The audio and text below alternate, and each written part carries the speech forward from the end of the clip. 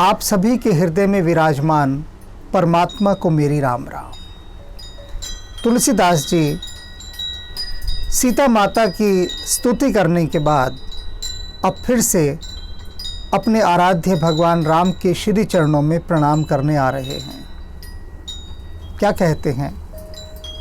पुनि मन बचन कर्म रघुनायक, चरण कमल बंदौ सब लायक, राजीव नयन धरे धनुषायक, भगत विपत्ति भंजन सुखदायक। सबसे पहली बात पर फिर से ध्यान दें। कहते हैं पुन मन बचन कर्म रघुनायक। पुनः मैं मनसा वाचा कर्मणा, मन वाणी और कर्म से चरण कमल बंदौ सब लायक, रघुनाथ जी के उन चरणों की वंदना करता हूँ जो सब लायक, हर प्रकार से योग्य हैं। सब लायक का अर्थ सर्वसमर्थ भी होता है कि वे भगवान राम के चरण कमल जो हर प्रकार से पूर्णतः योग्य हैं, सर्वसमर्थ हैं। मैं मनसा वाचा कर्मणा, मन से, वाणी से और कर्म से तीनों को संयुक्त करके प्रणाम करता हूँ। पिछली कुछ चर्चाओं में इस बात को मैंने उठाया था कि वास्तव में हम प्रणाम नहीं करते हैं, हमें आता ही नहीं नमस्कार करना, प्रणाम करना। हम तो बस एक औपचारिकता निभाते हैं। कोई मिला उसे बस नमस्कार कर दिया। आप देखिए पूरे दिन में हम कितनी बार नमस्कार करते हैं। जो भी मिलता है नमस्कार ही करते हैं ना। ये बात अलग है अब नमस्कार करना छोड़ दिया है, अब सिर्फ good morning, good afternoon, good evening या गुड नाइट, सिर्फ टाइम का एक जिक्र करके आगे बढ़ जाते हैं। अब ये अच्छी सुबह, अच्छी दोपहर, अच्छी शाम, अच्छी रात, बस इतना कहकर आगे बढ़ जाते हैं। लेकिन इसके कहने में कोई आध्यात्मिक तत्व नहीं होता। जब आप किसी को गुड मॉर्निंग कहते हैं तो भीतर कोई हलचल थोड़ी ना होती है। एक मशीनी शब्द है, भीतर से निकलता है गुड मॉर्निंग और दूसरा भी हल्के से कहता मॉर्निंग, बात समाप्त हो गई। हृदय में कुछ नहीं धड़कता, कोई संवेदनशीलता नहीं उठती। लेकिन जब आप किसी को प्रणाम करते समय कहते हैं राम राम, नमस्कार या और कोई अन्य शब्द जो भी आपके धर्म का है, जो भी आपकी मान्यता का है, आध्यात्मिक शब्द, जब उसे आप कहते हैं प्रणाम करते समय, नमस्कार करते समय, तो भीतर कुछ एक सुरुति जागती है, जिसे कबीर साहब ने सुरुति शब्द कहा है। स्मरण, एक याद जगती है उस परमपिता परमात्मा की, उस सर्वशक्तिमान की, उस कुदरत की एक याद भीतर दौड़ती है जब भी हम किसी आध्यात्मिक नमस्कार को करते हैं।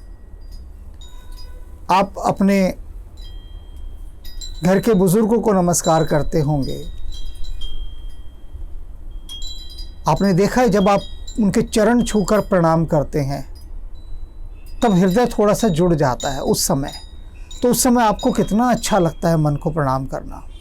खुद तुलना कीजिए कि जब आपने हृदय से जुड़कर प्रणाम किया और एक औपचारिक प्रणाम किया, क्या दोनों में कोई अंतर रहा?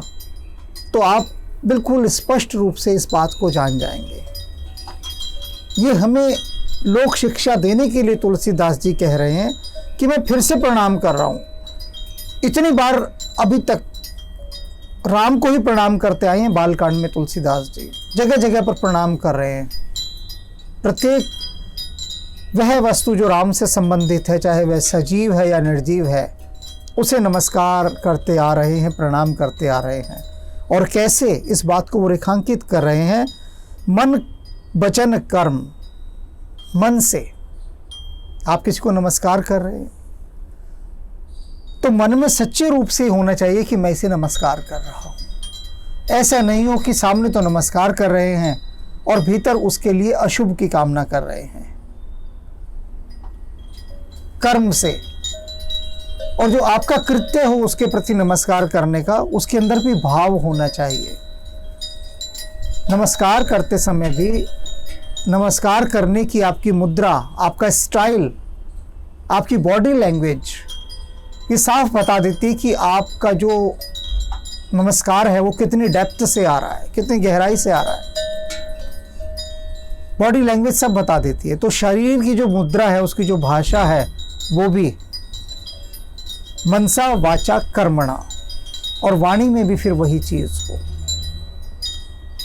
वाणी में ऐसा ना लगे कि आपने नमस्कार नहीं किया, केवल घास काटी है, तो वो आपका वो नमस्कार व्यर्थ चला जाएगा। यदि आप पूरे दिन भर के अपने नमस्कारों का निचोड़ निकाल लेना, तो आप ईमानदारी से अगर नमस्कार करेंगे तो समझ लीजिए कि आपकी एक बहुत बड़ी उपासना हो गई, बहुत बड़ी इबादत हो गई। क्योंकि वो सारे नमस्कार अंततः उसको पहुंचते हैं। सारे नमस्कार सब उसी के लिए हैं। सारी प्रशंसा, सारे नमस्कार सब उसी को तो हम दे रहे हैं ना। तो अगर आपने पूरा दिन में 10 नमस्कार भी किए, मैं कम से कम कह रहा हूँ, वो तो ज़्यादा ही करते हैं, और 10 भी पूरे मन से किए, तो आपकी 10 हाजिरियां लग गई वहां पर। राजीव नयन धरे धनुषायक, और वो कैसे भगवान राम जो कमल नयन है, राजीव नयन। भगवान राम के नेत्रों के लिए उनकी जननी कहा करती थी कि तुम्हारे नेत्र कमल के समान हैं। तो वो भगवान राम का एक नाम राजीव नयन या कमल नयन भी है। और वो कैसे, जिन्होंने धनुष बाण धारण किया हुआ है। उन भगवान राम का जिक्र अक्सर तुलसीदास जी करते हैं। कहते हैं वे भगवान राम कैसे हैं? भगत विपत्ति भंजन सुखदायक, भगत की विपत्तियों को दूर करने वाले, सुख और सुख देने वाले। गुरुवाणी में आता है दुख भंजन तेरा नाम जी। उसका जो नाम है वो दुख को दूर करने वाला है। भंजन माने तोड़ने वाला, दुखों को तोड़ देने वाला। अब भगवान राम जी दुख भंजन है, लेकिन दुख भंजन के साथ साथ शस्त्रधारी हैं वो। गुरु गोविंद सिंह जी महाराज, गुरु तेग बहादुर जी, ये सब शस्त्रधारी थे। और जो दुख भंजन इन्होंने किए अपने भक्तों के, वैसे ही दुख भंजन भगवान राम, भगवान कृष्ण यही करते आ रहे हैं। उसी परंपरा का निर्वाह करते हैं गुरु गोविंद सिंह जी महाराज, गुरु तेग बहादुर जी महाराज, और इस प्रकार के सभी गुरुजन। तो जब तक शस्त्रधारी नहीं होगी, आप भक्तों के दुखों का भंजन नहीं कर सकते। जो दीन दुखी हैं उनका कल्याण, दीन दयाल होने के लिए तुम्हारा शक्तिशाली होना बहुत आवश्यक है। यदि राम शक्तिशाली नहीं होते, शस्त्रधारी नहीं होते, और विश्वामित्र उनके पास आते हैं, दशरथ के पास, और राम को मांग कर ले जाते हैं, और राम ताड़का के आगे हाथ जोड़कर खड़े हो जाते कि हे ताड़का जी, आप राक्षसों को ना सताइए, मेरी प्रार्थना है, मेरी प्रार्थना स्वीकार कीजिए। तो ताड़का तो राम को भी खा जाते, जैसे ऋषियों को खा रहे थे। सागर से राम ने 3 दिन तक प्रार्थना की, खड़े होकर रास्ता दे दो, सागर ने नहीं दिया। जब राम ने शस्त्र उठाया तो वो हाथ जोड़कर खड़ा हो गया। और राम ने जितने भी अपने भक्त हैं उनके जो दुखों का भंजन किया, अपने शस्त्रधारी रूप से ही किया, क्योंकि राक्षस सताने आते थे। 14 वर्ष भगवान राम वनों में रहे। कोई पिकनिक तो मना नहीं रहे थे वो वहां पर। 14 वर्षों तक वो निरंतर संघर्ष करते रहे राक्षसों के साथ,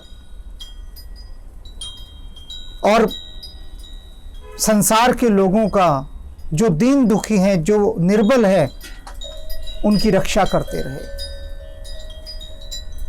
आप सोच सकते हैं कि एक व्यक्ति अकेला 14 वर्ष तक राक्षसों से सिर्फ इसलिए लड़ता रहे कि वो दीन दुखियों की रक्षा कर सके। कभी गहरे में जाकर देखिए इस चीज को। राक्षस क्या थे? राक्षस तो प्राचीन नाम है। राक्षसों का अगर आज का नाम दिया जाए तो उसको टेररिस्ट कहते हैं, आतंकवादी। यानी उस समय जितने भी तरह के टेररिस्ट थे उनको राक्षस कहा गया। और उनसे लड़ने के लिए अकेले राम गए हुए हैं वनों में। आप देख लीजिए, आप जा सकते हैं क्या? आपके मोहल्ले का एक बदमाश भी किसी को सता रहा हो तो आपकी या हमारी, मैं अपने को भी उसमें ले रहा हूँ, किसी की हिम्मत नहीं है कि उसको रोक के कह सके कि भाई ऐसा क्यों कर रहा है, कि पूछ सकें। रोकना तो दूर की बात है, हम मुंह फेर के एक किनारे होकर निकल जाएंगे, लेकिन राम नहीं निकले। तो राम के लिए कहा है ना कि सब लायक, सब प्रकार से समर्थ हैं और दीनों के दुखों को दूर करने वाले हैं, दुख भंजन हैं वो, दुख भंजन तेरा नाम जी। तो राम ने अपने पूरे जीवन में जो दीन दुखी हैं उनके दुखों का ही निवारण किया है और कुछ नहीं किया। सदा परोपकार में संलग्न रहे, अपने दुख को भूलकर दूसरों की सहायता की।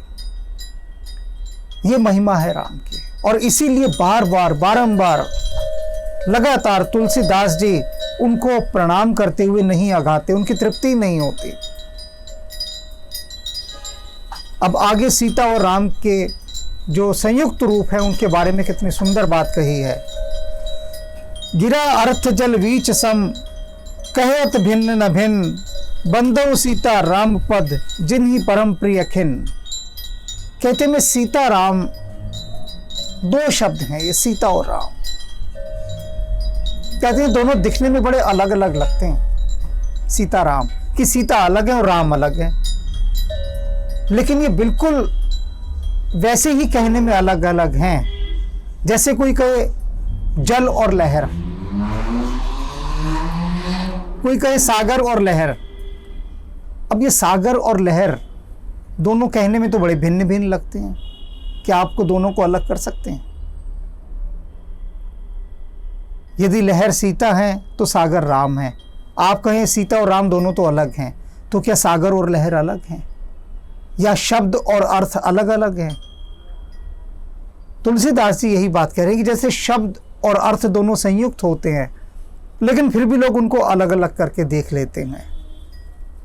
सागर और उसकी लहर ये दोनों एक हैं, लेकिन फिर भी लोग भिन्न भिन्न कहते हैं।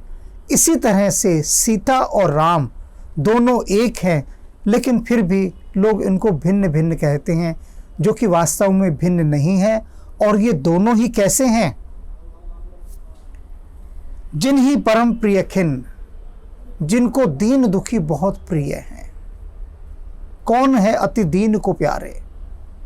ऐसा कौन है इस संसार में जिसको दीन इतने प्यारे हों?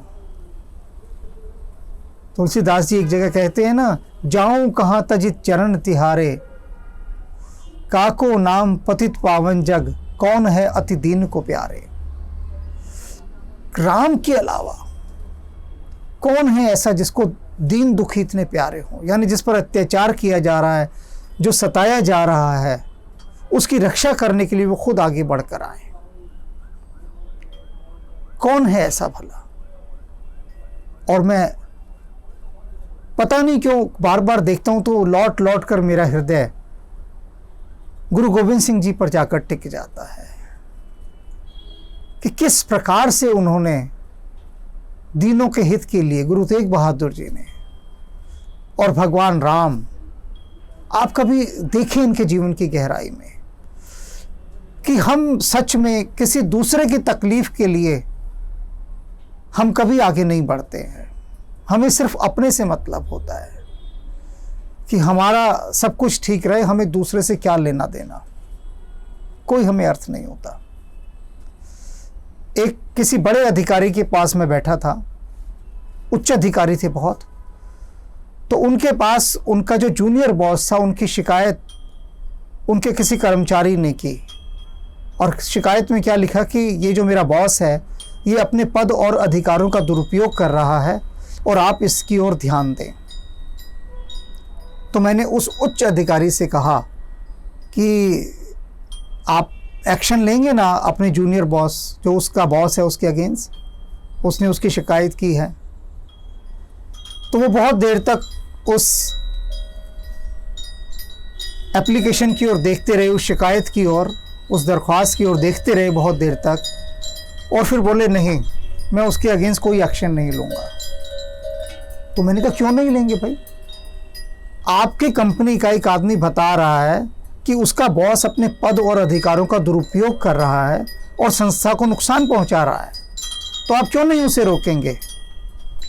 तो उसने कहा, मैं क्यों उस आदमी से दुश्मनी मोल लूं, उस छोटे से एक संस्था के कर्मचारी के कहने पर।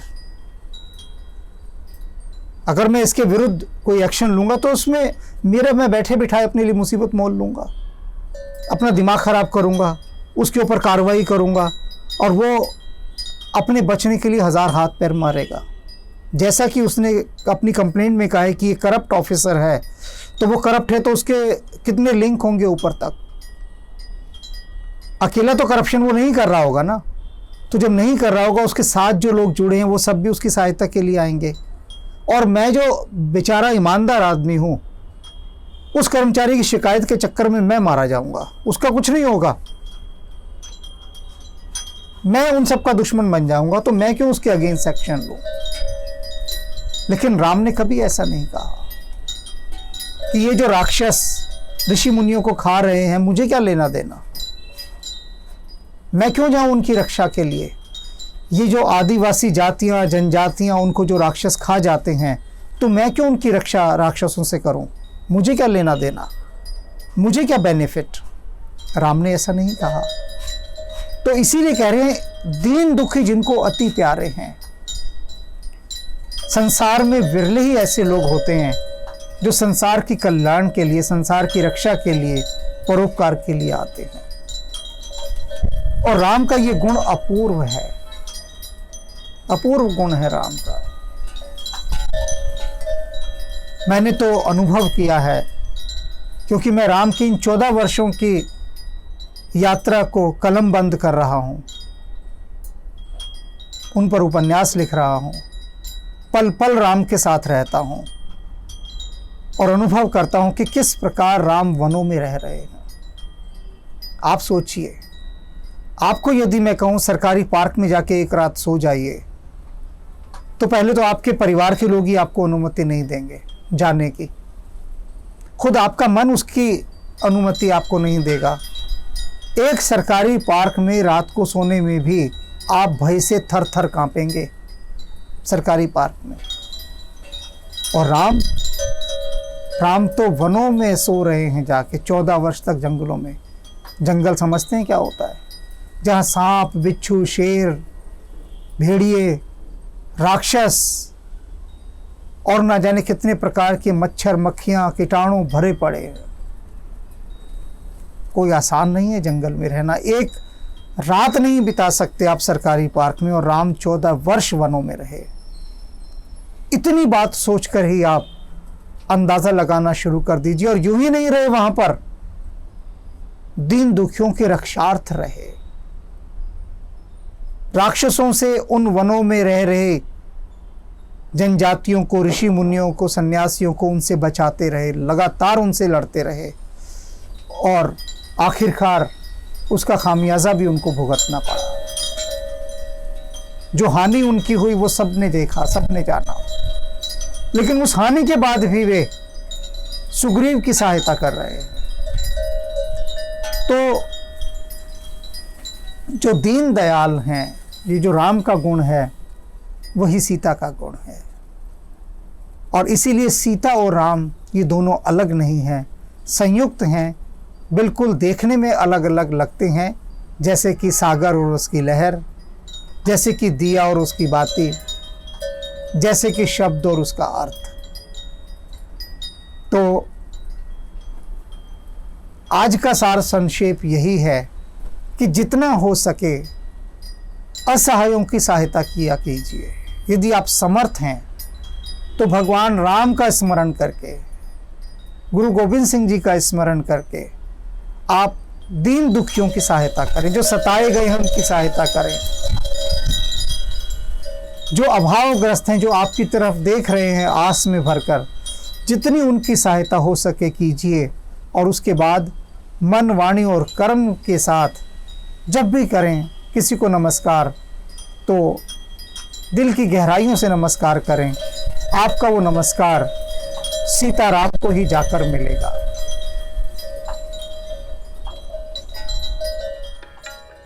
जब प्रताप रवि भयो नृप, फिर दोहाई देश।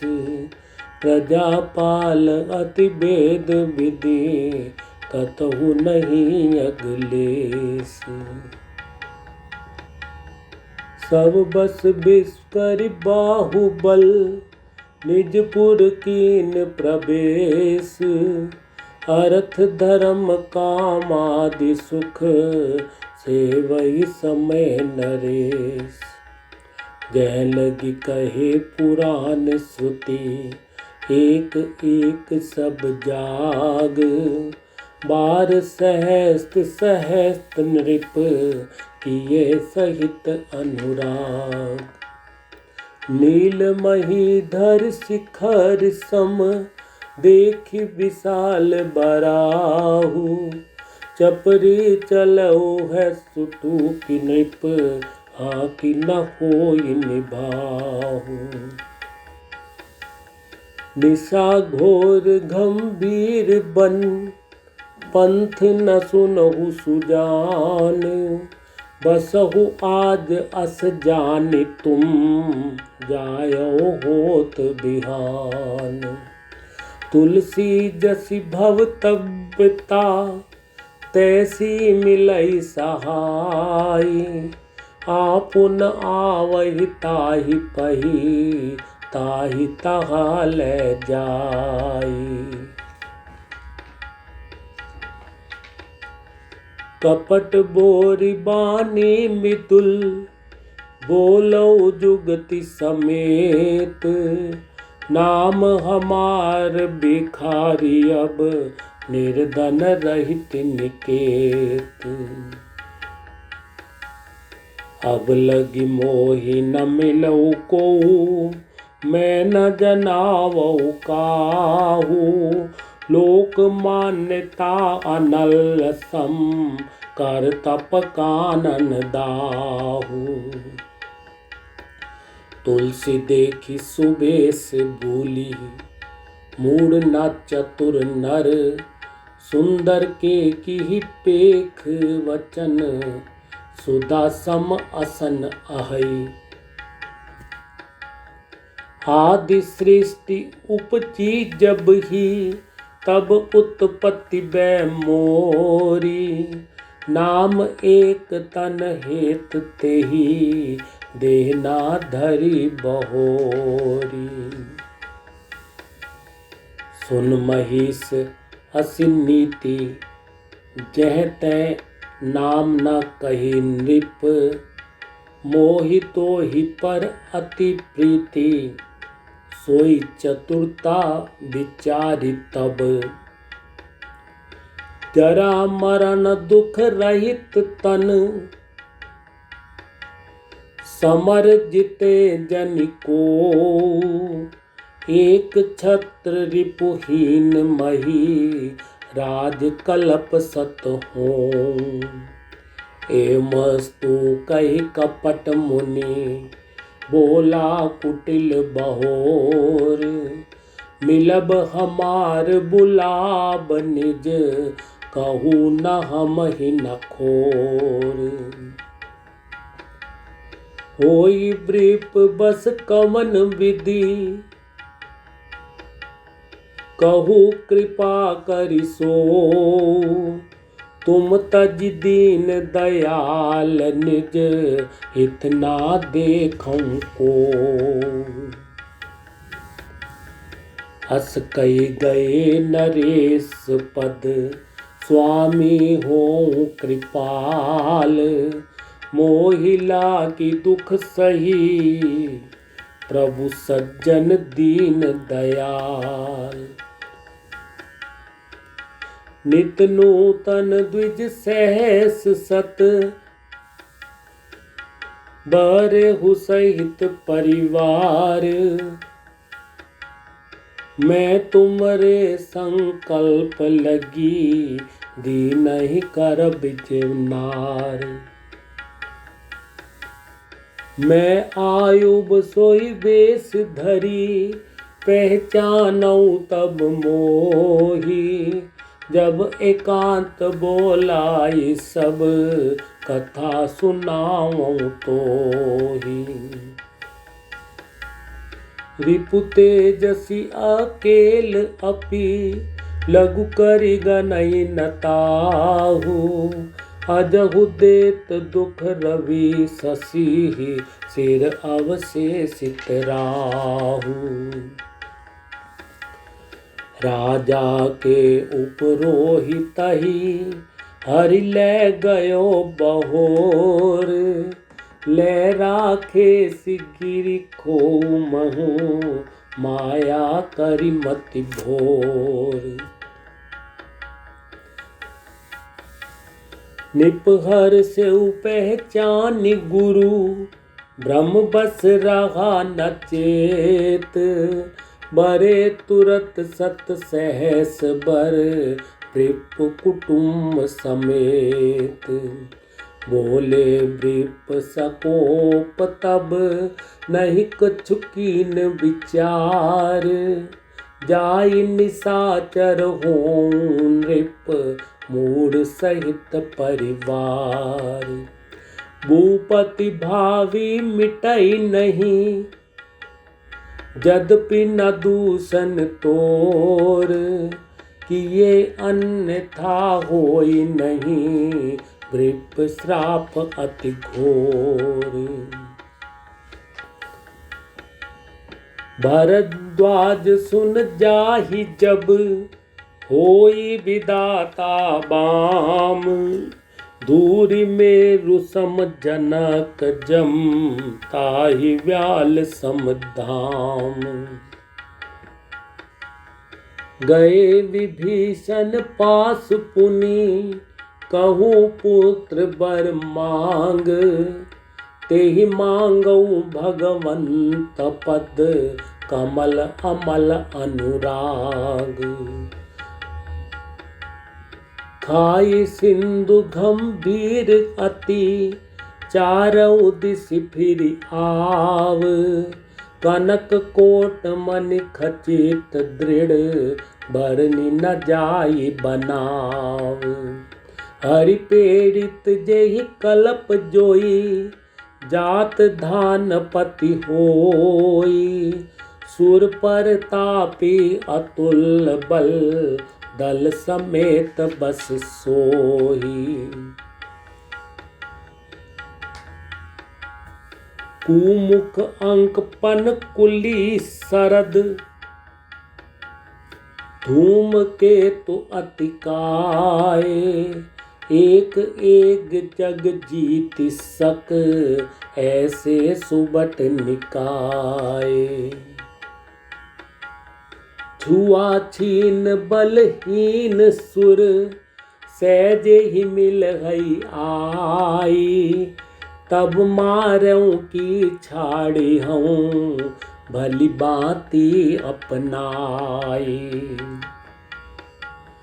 भुजबल विश्व बस से करी राखे सिको न स्वतंत्र। मंडलीक मणि रावण राज करई निज मंत्र। देव जक्ष गंधर्व नर किन्नर नाग कुमारी। जीति बरी निज बाहुबल बहु सुंदर बर नारी। जप जोग विरागा तप मख बागा श्रवण सुनई दस सीसा। आपुन उठ धावई रहे न पावई धरि सब गालई खीसा। अस भ्रष्ट अचारा भाषण सारा धर्म सुनई नहीं काना। तेहि बहुविधि त्रासई देश निकासई जो कह वेद पुराना। जप जोग विरागा तप मख भागा श्रवण सुनई दस सीसा। आपुन उठ धावई रहे न पावई धरि सब गालई खीसा।